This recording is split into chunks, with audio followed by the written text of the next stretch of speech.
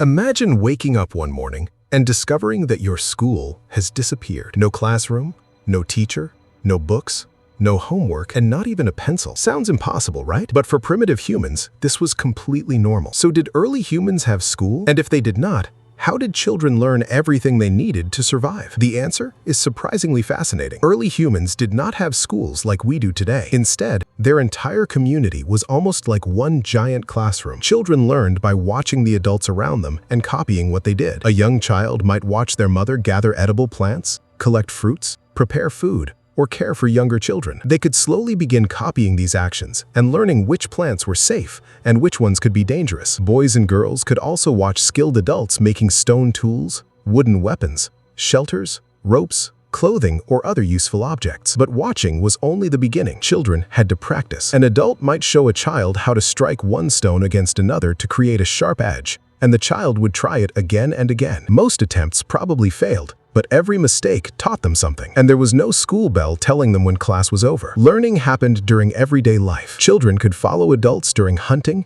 gathering, fishing, cooking, building shelters, or preparing for travel. They learned where water could be found, how to recognize animal tracks, how to notice dangerous sounds, and how to understand changes in the weather. But here is where things get even more interesting. Primitive humans may not have needed formal teachers because survival itself created the lessons. A child who ignored an adult's warning about a dangerous animal could quickly learn why that warning mattered. A child who touched something dangerous could remember the experience for a lifetime. And when adults discovered useful knowledge, they could pass it to younger generations through demonstration, repetition, and storytelling. Stories were especially important because humans could use them to remember places, animals, dangers, important events, and useful survival knowledge. Older members of the group could also play a major role by sharing experience with younger people. There was another major difference from modern school. Children probably learned at different speeds and according to what they needed. A child interested in making tools could spend more time watching a skilled toolmaker,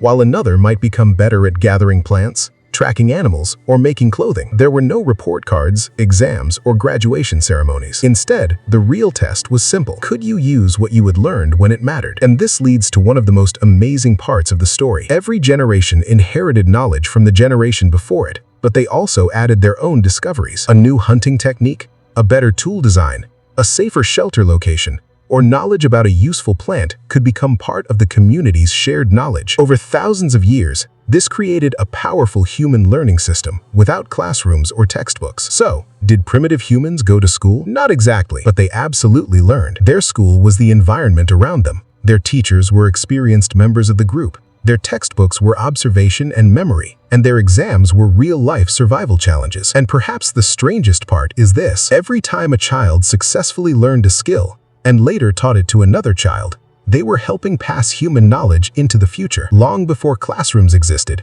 humans had already discovered something incredibly important: that survival depended not only on what one person knew, but on what the entire group could remember, teach, and pass on.